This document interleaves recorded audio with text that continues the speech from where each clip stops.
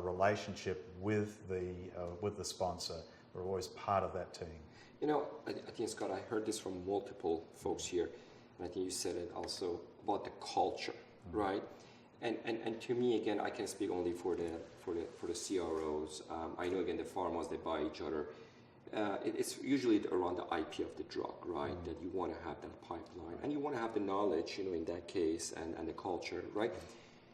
And I think, you know, Roger, you mentioned that very nicely. Also around you buy it for bringing new platform system or service offerings.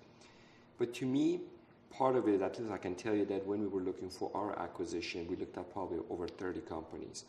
And then, and because we identified based on the geographical location where we need to expand. But the number one factor for us was the culture of that company. Because we did not want to have two separate culture in two continents, two separate set of SOPs and two way of thinking. It was one of those that we looked at that company's culture. And the culture can be defined in many different ways, right? But we looked for some way that we can learn from them, they can learn from us, but at the end, it's one company, right?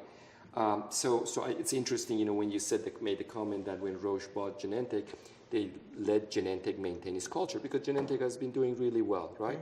But I would say most of the companies, they try to synergize, harmonize the culture.